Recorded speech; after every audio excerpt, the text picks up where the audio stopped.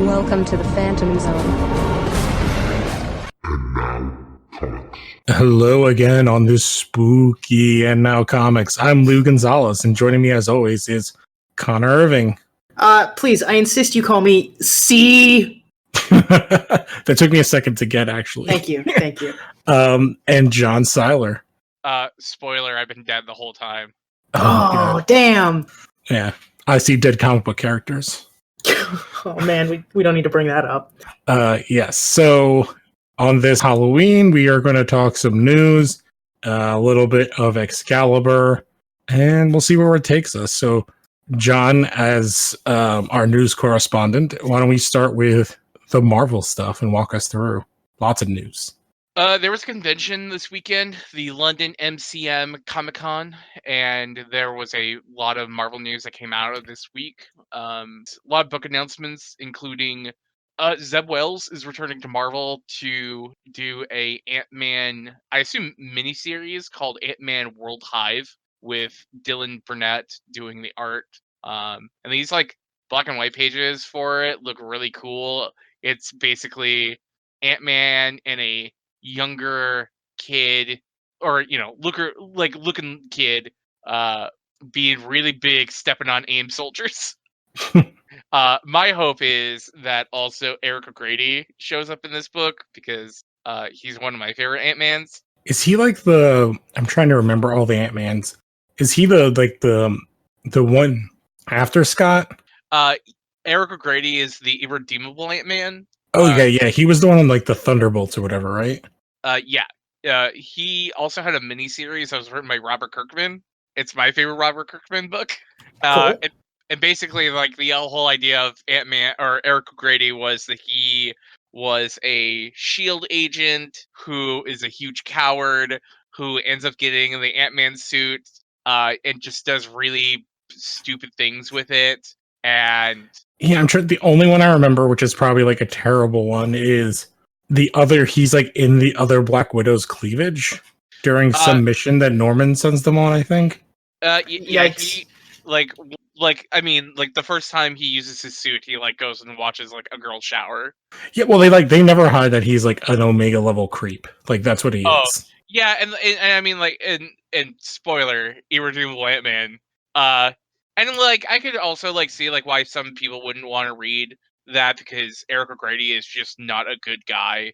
But I think like for the time, like when that book was coming out, I thought it was like a lot of fun. Okay, that's cool. As long as it was, enjoyable. And then there was a new Marvel anthology by Alex Ross was announced. It's going to be a 6-issue limited series all by him, or at least curated by him. So I don't know if other people are going to be brought on, but Isn't Alex Ross the dude who did Kingdom Come? Yes. Oh, and okay. Marvel's, he's like, I don't want to say quintessential, but he has like a very specific art style, like a hyper-realism look. Yeah, that's immediately why I recognized him. Yeah, because he's the one that famously, he hires people to dress in the costume, photographs them, and then he draws based on that. That's pretty cool. Yeah. Which it's funny because like I think some of the best stuff of his career is he's currently doing on covers for Hulk. Yeah, I was gonna say, like, yeah, that's the most current thing he's been doing is those more are Hulk. awesome. Because it's it's just all like, I'm like, oh, I never thought like I wanted to see Alex Ross draw horror before, and it's like something I've never seen him do. So I feel like most people, when they think of him, they think of his Shazam and Superman and Batman, like those characters from Kingdom Come. Mm-hmm. They are pretty iconic. Marvel also announced that there's going to be an X-Men Fantastic Four book by Chip Zdarsky and Terry Dodson. So excited for that. Yeah, and I'm so surprised that they're bringing the Fantastic Four back now that there's they have the rights back. Which I think the rumors are basically it's a tie-in to the other X books, and it's going to be all about Franklin. That would also make sense. But it's like Chip Zdarsky was doing that Marvel 211 book with Human Torch and The Thing, and I never read it because I'm not like a huge Fantastic Four guy, but I heard it was really good. So it's like he obviously has like a knack for writing like at least some of those characters. And I think Chip has been at least this year like one of the most like solid writers out there. So him doing playing in the new like House of X, like Hoxpox universe, I think is going to be like a lot of fun. Yeah, I'm very excited for that. But that looks like that'll be launching in February. Yeah, definitely interesting. I like the only part of the Fantastic Four I'm a fan of is Franklin, just because I love how interesting of a character he is. So that part of it is exciting to me. Mm-hmm. Another big X-Men announcement that came from that convention was a series of one-shots called X-Men Giant Size will be coming out, written by Jonathan Hickman as part of Dawn of X. And the first issue will... Siri, I'm not talking to Wow. That happens so often to me. you. So, yeah, thanks, Siri. So, okay, going back to it. Basically, X-Men Giant Size, basically a series of one-shots written by Jonathan Hickman. The first one is going to be Jean Grey and Emma Frost. It's going to be drawn by Ooh. Russell Dollerman. Hell yeah. That's an interesting one shot. Yeah, and Russell Dollerman, for people who don't know, drew War of the Realms, did a good chunk of Jane Foster Thor. And the synopsis for this book is when Storm is in danger, it's going to take two of the most powerful telepaths on Earth working together to make things right. Jean Grey and Emma Frost together again for the good of Krakoa. And it's like, yes, I am on board for that. Oh, he also did the Marauders cover. I didn't know that. Yeah, he's doing all the Marauders books, or all the covers for Marauders. That's awesome. Then a new Spider-Man Noir book was announced by Marguerite Stoll and Juan Ferreira. It's like, hey, Spider-Man Noir. People like him, right? Yeah, sure. I'll give it a shot. I'm not doing much else. Star Wars Dr. Aphro also be launching with Alyssa Wong and Marika Caresta. I remember liking some of those Dr. Aphra stories in Darth Vader, but like I've not been into those for a while, so I'll check. I'm gonna definitely be checking those out. Yeah, if I'm ever going to like check out any Star Wars books, it's going to be like the Dr. Aphra stuff. Yeah, she was one of the more interesting like new characters for sure. And that is all the Marvel news. Yep. Wow, that was pretty fast. I guess now we have to deal with the headaches.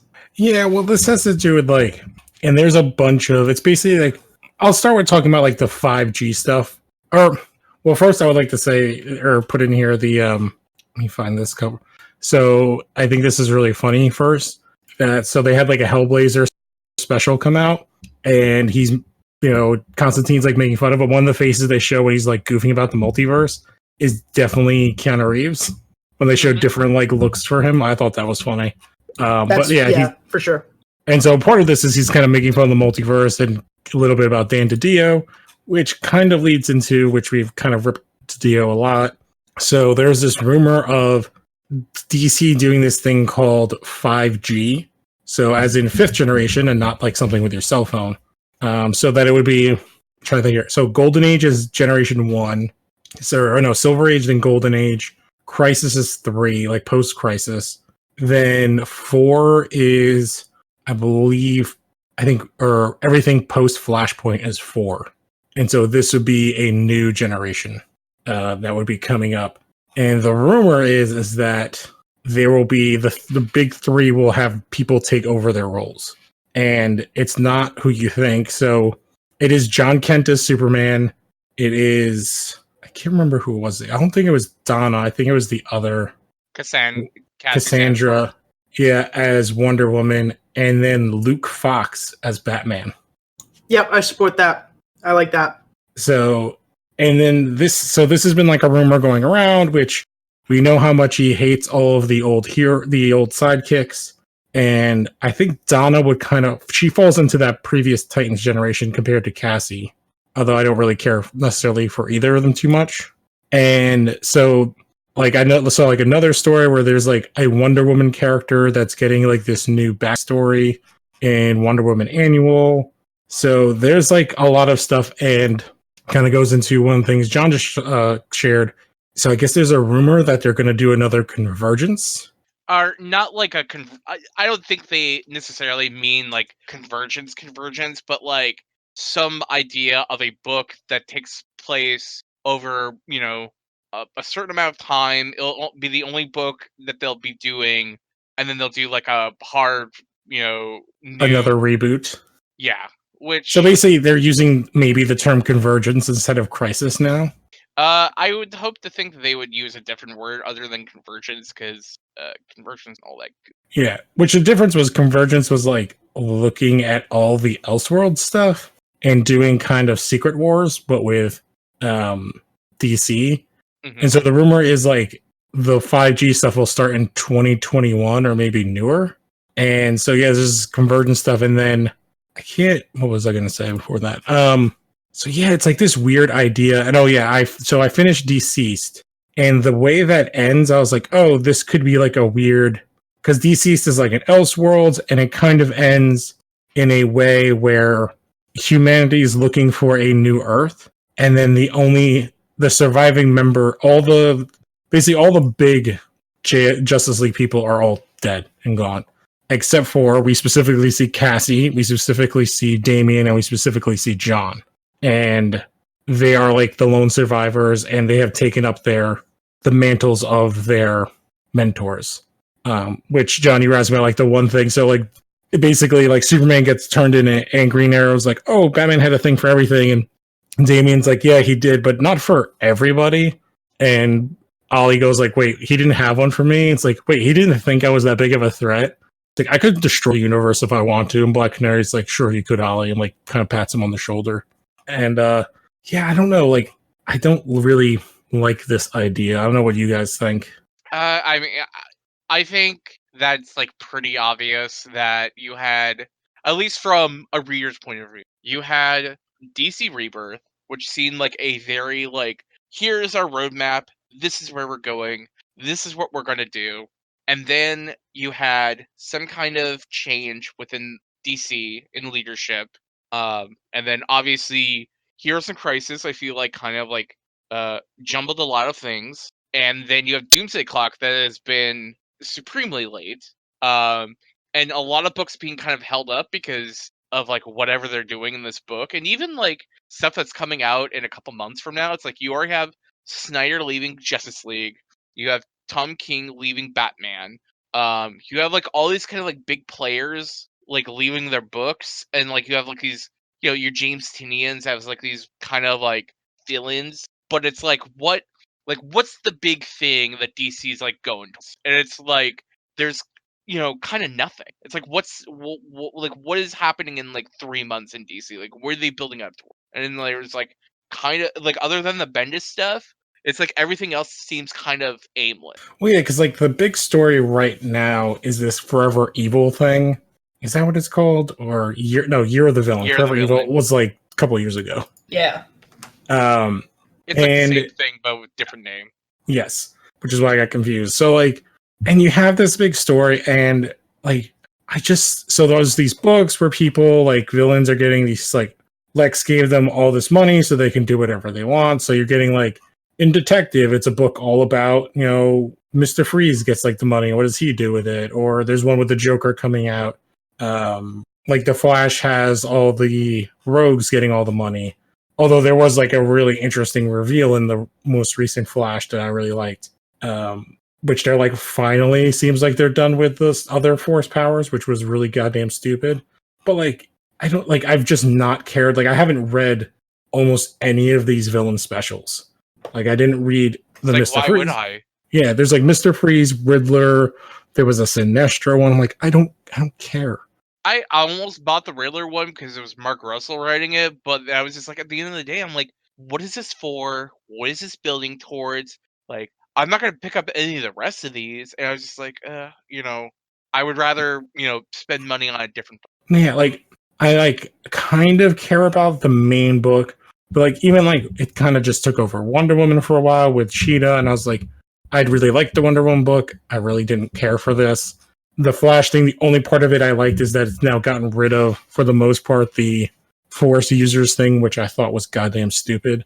And the only cool thing, which didn't have to do with anything really, was that they kind of retconned in a way Hunter Zolomon, and I really like what they changed. Which, do either of you care? I like Hunter Zolomon. I don't know who that is. Hunter Zolomon is like Wally's Reverse Flash. Yeah, I thought Hunter Zolomon was way better than Eobard. Yes, the change they made. So Hunter Zolomon was like an FBI agent father was a murderer Mm-hmm. and basically became a profiler. And then he sent his father-in-law, who was another cop, into a thing where he thought that the person wouldn't have a gun, but they did, and they killed him. And he basically spiraled out of control. Okay. And he basically, him and Wally were friends. They worked together, and he basically ends up becoming a speedster, and he wears basically the same costume as the Reverse Flash. They did like a shitty version of him on the TV show, although he looks awesome. It's like a completely different version of the character. Okay. And the big change is that they revealed that, like, oh, no, you were right. And the reason why the guy had a gun was that Eobard gave him the gun. And that just like with Barry, Eobard screwed with his past. Okay. It's a lot better of, like, to me, an idea of that, like, oh, Eobard's this, like, all-encompassing, he just, like, fucks with other speedsters. He's just a piece of shit. That's what I'm supposed to gather from this. Okay. Okay. And especially with Wally in the dumb shit that he's in right now, like, it's better. But yeah, like, I don't know, like, I haven't really cared for any of this stuff whatsoever. Like, there's other books they've been doing that I've really dug, which is some of the new ones. There was, like, Gotham City Monsters I really liked. I think that's, like, 2 books in. Yeah, I kind of wanted to check that out. Yeah, well, one, it has the return of Andrew Bennett. I do love that guy. Yeah. Yeah, it's Andrew Bennett, Orca, Frankenstein, Killer Croc, and Lady Clay, I think, are the people in it. Mm-hmm. And that one's really cool. And then, but it's like, this will sound like strange, but like, I'm kind of done. Like, they've been doing all this stuff with the Batman Superman book has to do with the Batman who laughs, and I'm like kind of done with it now. Yeah, I picked up the first issue and I was pretty bored by it. Yeah, I read the second one. And I was like, ugh. I mean, you know me. I was done with the Batman Who Laughs. the second I heard about the Batman Who Laughs. Yeah. I like the character, and the only other things I say, like, newer things that they did that I've liked is the, like, Dark Universe kind of what if stories. I'm really digging. Like, I read the Death of Superman one, and it was actually, like, really interesting. Mm-hmm. But yeah, of this, like, Year of the Villain, the only, like, book that kind of changed that I liked is I really dig the Red Hood book, because it's basically Jason Todd is, like, the teacher of, like, shitty young supervillains to try to teach them how to be, like, not goddamn morons. And I kind of like the concept of Jason Todd being in charge of, like, what would be, like, a bunch of Jason Todds. But yeah, besides that, I just don't give a shit about this, like, Year of the Villain and what they're doing. Like, I don't like their giant crossover so far, which is so, I don't know. Like, I don't even know, like, I'm a DC guy, and I'm just like, I buy, like, one DC book a week now, maybe. And then I'm buying all these X books. X-Men is killing it, though. Mm-hmm. Like, you can't really help that. Well, and, like, for me, for DC, it's like, I'm buying all the Young Animal stuff, and I'm buying all the Wonder Comics stuff, and then I'm buying Harleen because I like Steven Sedgwick. But I don't know. That's still pretty decent. That's 6-7 books, but like, how many of those books are like main continuity DC stuff? Not a one. Unless you count Wonder Comics, which maybe they're kind of. And like, I was in, like, one of the things I just clicked on is like one of the Young Animal books they have coming out, which is Far Sector. Have you seen that? Yeah, the Green Lantern one. They're saying, oh, could this be somebody that rolls into 5G? This is their 5G Green Lantern. And I'm just like, but I like the idea of moving forward. I'm just like, it seems like the way, if all this is true and it's all super rumors, I just don't care. But I feel like you still have stories on the table with Jessica Cruz and Simon Baz, which I hate because I love those two. Like, I love those characters. They might be my second and third favorite Green Lanterns. And it's like you could do like a Green Lantern core book with like Baz and Cruz and the character from Far Sector and Jon Stewart and Guy, you know, and like the Green Lantern Corps as a unit. Like, I think that'd be cool. But it's like I don't know. Who knows? It's like, yeah, that's the whole thing. Is like, I feel like they've spent so much time telling you that like these sidekicks they don't fucking matter. Like making Nightwing from Dick to Rick, and just kind of just shitting on him for like so long. Well, and they killed Roy, and they, for better or worse, basically killed Wally. Yeah, it's like Jeff Johns has disrespected like so many of these. Like, where's Kyle Rayner? Where are like all these kind of characters like I kind of like grew up on are Yeah, the just like nowhere to be late seen. 80s, early 90s, like newer versions of those characters, like the newer, yeah. And it's like Jeff Johns came in and he got rid of all these legacy characters and he brought back Barry Allen, who's the shits. Like I don't care what like anyone has to say, he sucks. And they brought back Hal, who is worse. Like Hal Jordan is the least interesting Green Lantern of all of them. And it's like they made him like the main star of those books for like how long? And it's Yeah, like well, the now only reason like I buy Green Lantern now, which is like one of the only books, is because it's a Grant Morrison book, and yeah. it's like that's like a different category of And a it's thing. and it's like if anyone's gonna have something interesting to say with with Hal Jordan, it's gonna be Grant Morrison. But it's like I'm waiting for trade on that. But it's like I would only read it because it's him. Like if Grant Morrison was also writing Barry Allen, I would have read it. But I feel like a lot of these people are writing these characters, and it's just they're not very fun. Like I remember reading Flash Rebirth, and people are like, "This comic's so good," and I'm like, I don't understand why anyone would like this. Like Hal Jordan's like it's like also the whole kind of conceit of like those books is like that Barry Allen is the man out of time, and it works for Captain America because it's like you have like the set stone of like when he like goes into the iceberg and then when he comes out, and it's that sliding scale. So it's like it could be like 20 or 30 or 40 years. Like hypothetically, the Crisis on Infinite Earths was like 5 years ago. So it's just Yeah. like Barry Allen being the man out of time just seemed very silly to me. Because like yeah, sure, Crisis was like 25 years ago in our time, but it's not been that long in like comics time. Well, like, did Crisis still even happen? When Rebirth happened, when Flash Rebirth came out, yeah. But Yeah. Okay. Yeah. I assume it still does. Like I don't know. I can't imagine they retcon that out since it's like one of like the most I mean for what it is, it's like one of the most celebrated DC events. Okay, so apparently, I'm just looking here. The new Green Lantern for all this is going to be Teen Lantern Oh, that's from Young cool. Justice. So, is she? Have they ever named the character in Young Justice? Hold on. It's called Teen Lantern?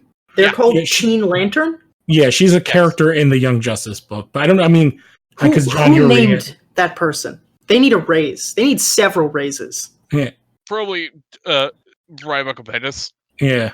But do they ever give her like actual name in the book? I don't remember. She has a name. Like I'm just Because I'm wondering if it's the same name as drawing the on other one that we were just talking about. it is not. I don't Okay. believe the Far Sector character is the older version of Teen Lane. Okay. Yeah, but like apparently all this is going to happen maybe in next November. So Next November? Oh, that's like a lifetime Whoa. from now. I could be dead by then. We might all be dead by then. Oh my god, the election happens by then. We could be dead by then. Yeah. Well, hopefully not. Yeah. Big That, if. I mean, it's spooky. Yeah, keep it morbid, macabre. That's the theme of the night. yeah. But yeah, like I don't know. I just like I just don't care. And it's like it's weird to say like I don't know when it happened, but Marvel became the comic book company that has better writing now. It just seems like, and that's something DC has had for a long time. That was kind of like DC's where you like go if you like writing, and Marvel has the better art. And I feel like somewhere in the last like 6 or 7 years, now DC has like nothing. Like they have characters. I mean, like I've always been kind of like the one where I'm like, it's like the mainline books are kind of bad, but it's like those second and tertiary books are like a lot of fun. And Well, because the only mainline book that's like always consistent is Batman. All the other like mainline books get kind of tossed around from people. People like, I don't even know who's writing Superman right now or Action. it's Bendis. Is it? Bendis has been writing those books for like Oh, yeah, he's writing a Action. better part of a year, I believe. And like Flash, I'll look, but I don't know who.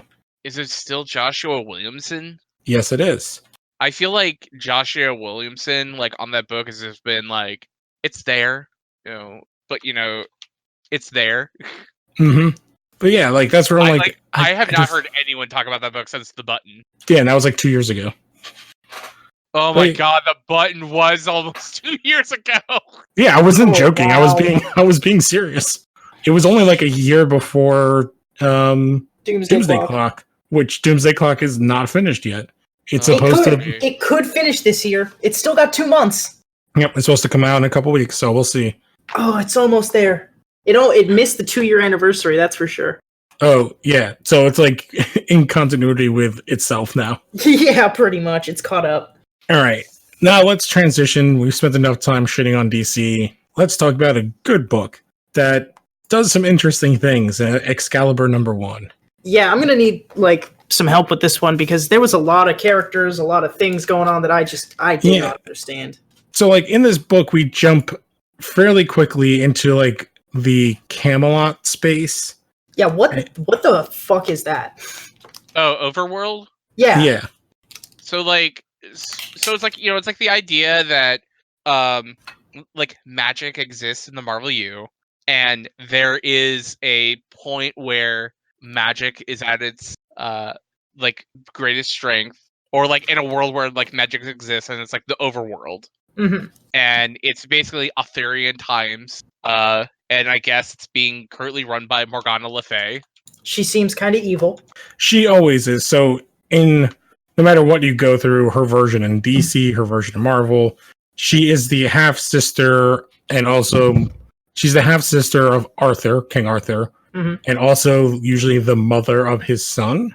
That's something. I get she's like less evil in this book and more like, who grew these weeds in my water? Yes. Yeah, and she's also like, she's almost always the apprentice to Merlin. So she's basically like always like one of, if not the most powerful magic users. Mm-hmm. So, but then we jump to the Braddock Academy, which we see like reborn Betsy, and we see it's Brian, right? Yeah, so it's Brian Braddock, who is the original Captain Marvel, and then his wife is Magan. Captain Britain, right? Yeah. Yeah. What did I say? Marvel. Of course I did. But yeah, so he's like with his wife Magan, and Magan is like a shapeshifter. Cool. She used to be also a part of Excalibur. It looks like they have a kid now, which is pretty cool for them. But yeah, like the Braddock Academy is kind of like the X-Men Academy, but it's in England. It's England, and it's like magic users and all that kind of stuff. Like, did either of you ever read Avengers Arena? No. There are like 2 characters from that book who are from the Braddock Academy. I think one of them is still alive. He's like the brother of Elsa Bloodstone. Oh. It's like Colin, or yeah, I think it's Colin Bloodstone, or Colin Bloodstone. But yeah, like also, like, do you guys like kind of like know what's up with Betsy?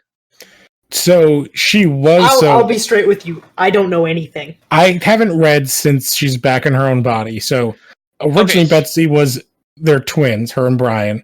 Something happens, she's dying. She gets put in to the Asian woman's body, and then she's Psylocke that we all know for the last like 30 years. Yeah. Until recently, really recently, right? Yeah. So pretty much like, and if you're like ever wondering like why Betsy is like feels like she's like a stranger, like that's essentially why. And that's why like when anyone calls her Psylocke, she's like, don't call me that, please. Yeah, because we do get in this issue when we get there, like I think it's like a while into it. But I did like before we leave the Braddock Academy, it's like her and Jamie are talking, basically, oh, I'm glad. So she's a mutant, he is not, but he is Captain Britain. So she leaves and she goes through the thing, and he's like, it's like it'll be like a Ibiza talking about like them be fucking. And they do make jokes about their brother, Jamie. It's like, oh, I wish Jamie could have seen this. And she goes through, which is very funny, as we'll see what happens. And then she goes through, and we see the party still going on. We see Jean. I think it's Beast. There's Toad in his like old school costume. The party's still going, in that I think this is just all kind of all happening at the same time. Yes, yeah, that's I believe that too. Yeah, because I'm looking through, so I think I see You have Gene Marrow on the left. We definitely have Toad in his like original costume. Like there's Angel. I'm trying to think. I think that's not Beast. And you have like Gambit and Rogue who become important in the book. And so the one question, like, who is it? Tyranny? I don't know this character. I believe it's Trinary. Trinary? Okay. She was. I want to say she was like in the five. She was like one of the five, along with like Hope. Am I right? Well, we do get one of the other 5 in the. No, she shows up in X-Men Disassembled. Oh, I guess she's like a character who hasn't shown up in a long time. Yeah, so she's a technopath, which explains why she's working with Apocalypse, although that is not what we would call him now. He's the mutant formerly known as Apocalypse because his name is now A? Yeah, Some weird Krakoan A. Technopathy. She has the ability to psychically control all forms of technology, such as computers, cell phones, etc. She can only control technology that is in her line of sight. Her range is currently under. Yeah, so she would be very important to Krakoa. She's like, it seems like, and this is not to demean her presence, she's kind of Apocalypse's number 2 to him. Like, I don't want to say secretary, but she seems like she's more like assistant, but she's kind of in a facilitating role like that to Apocalypse because she's following him around the entire issue. And then I love the death stare that Gambit gives him through the glass. Was like one of my favorite shots of this book. Mm-hmm. But we get to the crux of it, which is interesting that Apocalypse is talking to her because they're talking about magic. And there's a Krakoan portal that they cannot get through. And there's a bunch of these portals to places not on this earthly plane, is what I'm hearing Apocalypse say, I believe, right? Mm-hmm. Oh, yeah, and I like that line later where Trinary is like, wait, magic? Like, what are you talking about? Yeah, which it makes sense from like a technopath idea. Like, oh, magic would be goofy. And then I love what do we call these pages? Like the white pages? And basically like the X novels. The codex. Yeah, the codex that the X is superior to the circle when it comes to magic. And I was like, oh, this is kind of an interesting way to write that like even the symbol they use is more powerful. I feel like they're like a little like ahead of themselves because a little up their own ass. Because I mean, like I mean, you got magic and you have now you have Betsy, but I mean, like I don't know, there's like too many mutants who are. Well, now that like Scarlet Witch is not a mutant. Oh, Scarlet Witch. I guess chaos magic. What about no, but she's not that's magic. Oh, my bad. But like Scarlet Witch isn't a mutant anymore in continuity. I mean, there's like the whole bit like later on where Apocalypse basically talks about how like technology is magic or like whatever. It's like it's know that like whole that Thor thing. Like magic is just science you don't know yet or some shit. Yeah. Then we get this weird scene where Morgan Le Fay is talking to, I don't know, some coven in England. I was like, what the shit's going on? This is where she finds out about mutants. What she called them, like, witch breed? Yeah, she's going for that, like, ooh, xenophobic stuff, like, yikes. Yeah, she calls them, like, the witch breed, and she breaks it down into, like, something evil later on. Like, she goes into... She's like, this witch breed have grown hedges in a part that shouldn't be there. Remove these hedges. And I'm like, yeah. All right, then we get to where I think is an interesting thing to kind of... So we have Betsy walking, purple hair Betsy, and she's doing something psychic because we see the little psychic things. And then she makes eye contact with Psylocke, I guess is the best. I don't know what this character's name is now. Because that's definitely who that's supposed to be, right? It's Quanon. All right. And then we have Jubilee kind of in between them, and they both kind of look at her. And basically, so Jubilee has a kid now? Like, who's... Yeah, that was my big question, too. Yeah, Jubilee's had that kid for maybe about 5 years at this point. And it's still unopened? I mean, like, it's like... I know. But yeah, it happened in Brian Wood's X-Men or X-Men series, and that was like the all female X-Men team. And I I forget the name of the baby, but like the baby is has like a mutant ability, I believe, or it's like Yeah, they definitely allude to it because when she like shows up later, she's like, "I'm not bringing him here," and but yeah, Apocalypse is like, "Ooh." this was after her she got better from being a vampire. Yeah, I was to say, which is I after forgot she was a vampire. yeah, she Oh, became a vampire after she lost her mutant powers. The Yep. baby's name is Shogo. Okay. Okay, I feel and like then that's we a get reference. the entrance from Egg, formerly known as Gold Balls. Which is a worse name. That is so worse. I would never rather understood that. And he's like, "You need to come with me to the hatchery." And I was like, "Oh, these are like No, gross God, ass words." stop. You're not hatching dinosaurs, dude. Yeah, which I love the fact that like Betsy's like, "Yeah, that's not gonna stick." And so Everybody knows. it's like, "Oh, like I'll help you with whatever you need." And he's like, "Great," because it's about your brother. And then she's like, which one?" Shit. Yeah, this is how we get the return of Jamie, Yeah, that reality warping asshole. which was one of the mutants that they said they didn't know where they were. So I guess they resurrected him because they figured out he was dead. Mm-hmm. Because previously in like House and Powers, like he was one of the ones that was Omega level that was missing. And we get this interesting thing where like Jamie's like, you know, he kind of says some shit to like, you just came back and you say all this stuff. He's like, I was just kind of saying that like it was good when we were kids because our parents sucked. And then he's basically like, yeah, I don't want to associate with humans anymore, like any of them, including my brother. So I am not leaving. And she's like, well, I'll bring him here. And he's like, yeah, whatever, that's fine. And then she starts to psychically attack him, and Egg is like, yo, can you not do that in here? Because these eggs No, are... please, God, my eggs. Don't hurt my eggs. Yeah. And this is where we get Apocalypse calling her Psylocke, and she's like, Betsy, for heaven's sake, call me Betsy.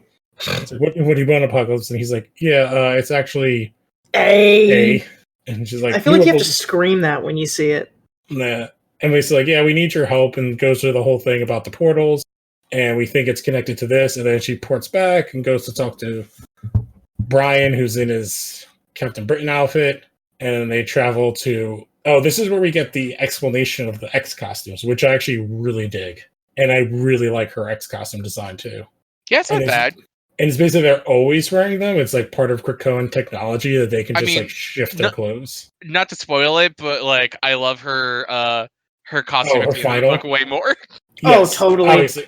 I think it's why they spend so little time actually like showing it. It's always like farther away because they kind of we're like, oh, whatever. So they go there, and basically Morgan's like, oh, grabs Brian and is like, oh, you're gonna do this thing. Yeah, she calls him witch bread.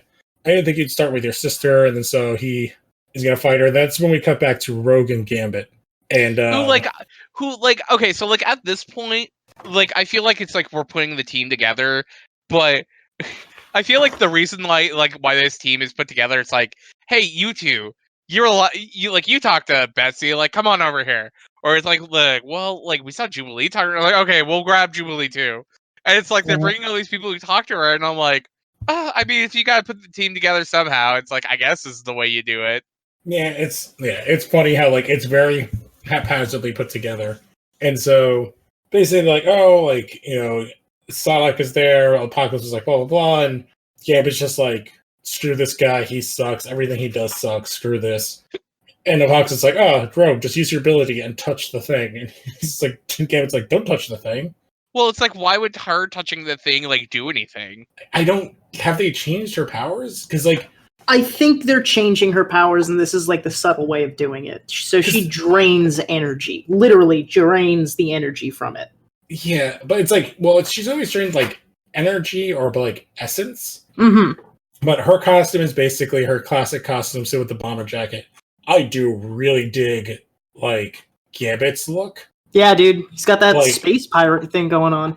Yeah, but like I like the new look of the trench coat, and he still has kind of his classic motif, but like still being a little bit more modernized. Yeah, Jubilee looks great. Yeah. Her look is like it's still got the yellow jacket, and she's got the big pink sunglasses, but it's also more modernized looking. The same with Apocalypse too. I like that he's like in robes, kind of a thing, but he also looks way more modern. And he's embracing. Oh, go on. Sorry. Oh no, yeah, he's embracing kind of the new thing. But yeah, like while they're trying to figure out like how to get back through this portal, back on Avalon, Betsy and Brian are in a big fight. Brian gets like possessed by Morgana Le Fay, and like they get also into a big fight, and the portal breaks, and then like it's the whole thing is Rogue's in a coma. yeah. So like Rogue grabs the thing because Apocalypse like if you grab the thing, you can talk to her, which I didn't know he was psychic. Anyway, he like does stuff with Jubilee to get her brainwaves, and so one of the things is this Betsy, instead of making katanas, makes like psychic broadswords, and so she throws it, which I didn't know she could do, and she breaks the plant, and then they port her back, and then Rogue is Krakoized. Yeah, like, well, I thought it was like kind of funny because I didn't like until you like said something later. I was like, why did touching that thing also take away her clothes? Oh yeah, it did. But like, I guess it has to do with the way the costumes work now. They're just naked at all times except for when they're like They choose to be. Yeah. So, but yeah, she turns into this like Sleeping Beauty tree thing. Yeah, man. She's like Sleeping Beauty, and Betsy looks like Prince Charming. Yeah, so yeah, Betsy comes basically, she takes the amulet off and able to like power through his possession. Brian's like, take it, and like she takes it, and then she pops out and she's Captain Marvel or Captain Britain. She has the helmet in her arms. I love, this costume looks goddamn amazing. Yeah, like, what the hell happened to Rogue? But yeah, it's like a combination of an X suit, but she has like her psychic sword like in her hilt, and the helmet is still like kind of the classic helmet. But I don't know, I love the design. It's great. Yeah, I'm not sold on the helmet. Never really been sold on the helmet, but I like the costume design. Yeah, the helmet's just kind of like a thing. Like, I wonder how much she'll actually wear it. Hopefully not that much. But yeah, the Rogue part is the thing I'm just like, did we have to like nerf Rogue in issue 1? I guess so. Maybe the story ahead is so easily fixed by Rogue that they had to take her out right now. Yeah, and the only thing is like, are they just augmenting her powers again, and this is how to do it? Going to become magic based? That'd be interesting. And then we get the weird epilogue, which is obviously going to have what's with the. So I didn't know this. I didn't know this epilogue was here until like I was just like flipping through the book right now. Oh, really? Oh, I was going to ask, like, what is with the magic lily chalk that this lady and Apocalypse are using? Well, I did a quick Google search of Coven Aqaba, and Aqaba is also like another name for Hamilton Slade, who is an ancestor of Apocalypse, distant relative of Blink. So Wait, he's an ancestor or descendant of Apocalypse? it says ancestor. What's the name again? Hamilton Slade. His power is self-molecular manipulation. Hamilton, when alive, had complete control over his molecular structure. As a result, he could transform his body at will, most notably transforming his hands into blades, and also possessed a certain degree of resilience to injury. As a vampire, oh my god, vampires, of course. Okay, so I looked up. So everybody in the clan are genetic descendants of Apocalypse. Mm-hmm. So they're all descendants of Apocalypse, not the other way around. And Apocalypse was their leader at some point. Okay, that would make sense then. Yeah, I'm looking on the wiki. It says this dude's been dead for over a decade now. Oh my god, he looks so like late 90s. He's mid 2000s. That's the thing. All right, so it'll be interesting to see. Like, it makes sense if Apocalypse is kind of the pseudo leader of this group for like their villain to be some sort of descendant of his or connected to him. So if it's a group of non-mutant descendants of his, it would be very interesting to see what happens there.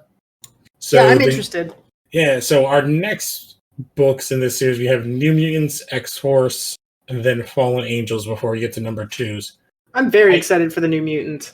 I know, this was one of the books I was looking most for. Excalibur, I think I liked it better than I liked, Marauders, number 1. Mm-hmm. But I think I like what they're setting up in Marauders a bit more than Excalibur. I need to see more. And I don't know, I'm excited for X-Force more than New Mutants, but those come out both next week. Wait, what? Yeah, New Mutants and X-Force both come out next week, and Fallen Angels 1 and X-Men 2 come out the same week. Yeah, from now on, it looks like we get 2 X books a week. Oh, okay, good. I like that. Yeah. Oh, at one Oh point, shit, there's 3. Holy crap. Yeah, Okay. there's 3. Yeah, New Mutants, X-Force, and Fallen Angels 2 all come out. Well, I think that's Thanksgiving weekend, right? Maybe for you guys, not for me. No, actually, that's the weekend after. Okay, cool. Well, looks like I need to save up some more money. But yeah, I'm just kind of like waiting at this point for it's like if the idea for the X-Men is to bring back everyone who has powers, at what point do they bring back Mad Jim Jaspers? Who's Yeah, Mad man, Jim I think Jaspers? Mad Jim Jaspers is like one of the first villains of like Captain Britain. Like he was in the Marvel UK stuff that was written by Alan Moore, and I think like the main problem with them not bringing him back is like he kind of has the same power set as Jamie, but like way kind of more powerful. Jim Jaspers, also like Jamie, is a reality warper. But he could disrupt the laws of physics and create entire What? universes. Oh, he's broken. Yeah, Well, that's like all the Omega level mutants are broken. 'Cause Yeah, that's a basically- good point. That's like- why they're called Omega. Yeah, like Franklin can change reality, and Legion can basically change reality, and Everybody else can change. Isn't Jamie Braddock like able to change reality? yeah, Yeah, that's the whole point of like, yeah, reality. Omega level mutants can basically change the face of reality. Is Mhm. basically that's how powerful you need to be. You have to be this tall to be able to be classified as a Omega level mutant. Oh, this is an interesting way that I'm looking at Wikipedia how they describe James powers. He can perceive the universe as mass of quantum strings, which he can pull and twist to alter the fabric of reality to his whim. So That's his a really powers, fancy like- way of saying ass pull. Yeah, but like it's like string theory, but he can see all the different things, and he can just like, oh, if I like flick a penny over here, then I become King of England, type of thing. Oh, interesting. Okay. So, yeah, I don't know. It will be interesting. Like, there are definitely tons of Omega level mutants. Like, Legion is one that we haven't had anything about, which I But can't they've believe been that they don't have. teased. Yeah, which I can't believe they don't have plans for, since they have one of Xavier's son on Krakoa. Like, the other one just not being talked about is a little weird. Well, that's the thing is I think he's going to show up. It's just he's like one of the linchpins of this whole thing. Yeah, So well, the they problem don't- with him compared to, was it Proteus? Mm-hmm. Is he's way too crazy. Like, he's uncontrollable. Kind of like similar to Jamie, but worse. Okay. Because Jamie Okay. is schizophrenic, and like Legion is multiple personalities.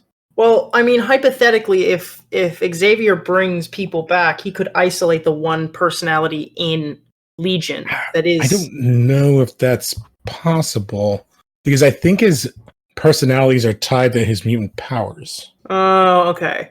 Yeah, I didn't know. But yeah, like I don't know, that is interesting. But I guess before we close out, starting next week, we are going to be doing a group reread of Crisis on Infinite Earths. Oh, it's a first read for me. Yes. Well, yeah, a group read Oh. and discussion. so are you saying this is a Crisis on Infinite Verse? Oh, Oh, shit. shit. Yeah, I guess it is. I gotta leave the room now. So every week for the month of November, 3 issues of Crisis as we march towards the CW's version of it. Kind of break down what we each kind of think about the issues, big things, what we think they might do with CW and what we think they won't do, and kind of just a look back at, because Crisis was 80 something, right? Yeah, it seems like the mid 80s. I'm trying to remember when Crisis was. I think it's older than me. Yeah, I was going to say, I think it's like mid 80s. It's like 84, 85. 85 to 86. So Yep. I was Yeah, Definitely born, got a decade on me. I was Yes. born. I was born a month after this book came out, I was born. or this book ended. Yeah, like like 11 months after this book ended. So yeah, it's interesting to see what like 35 years later we like and don't like about it, and what holds up and what doesn't. And it'll be interesting to see, like from a first-time reader, and Connor, what you think. And so we're gonna try to have different people on the show to hmm talk about this. So, I know it has one of my favorite DC villains in it. Psycho Mr. Pirate. Mixaplix? Yeah, I love the Psycho Pirate. Yeah. Yeah, he's in Batman. Well, at least newer Batman is kind of tough to him. That's where Yep. I'm from. And I forgot he appeared in the final episode of Elseworlds in the CW stuff. Does he have like the Medusa mask and all that? He has a mask. That's the ending of it. Like pulls the mask and puts it over his face. I did not like the design of the mask, but yes, he does have it. He does not have a costume. He was locked in Arkham. Okay, that's where you put the weird ones. Yep. So yeah, you'll get to look at all of the weird stuff. I'm trying to remember all the different worlds we see, because I know we see like Earth X, we see Golden Age kind of DC with the Justice Society and all that. So it'll be an interesting like discussion. And then all right, so plugs. Do you guys have anything you want to share with the peoples? You know where to find me. I don't really have anything going on right now, so yeah, I'm good. You can find me on Twitter at John JOHN _ FN _ Seiler SCILER, where I like talk about work stuff. All right. Don't forget to check out all the other shows on the network. And yeah, rate, review, subscribe, tell a friend, and we will catch you guys next time. Adios. I love you. Watch AEW wrestling. Yeah. That's a shoot.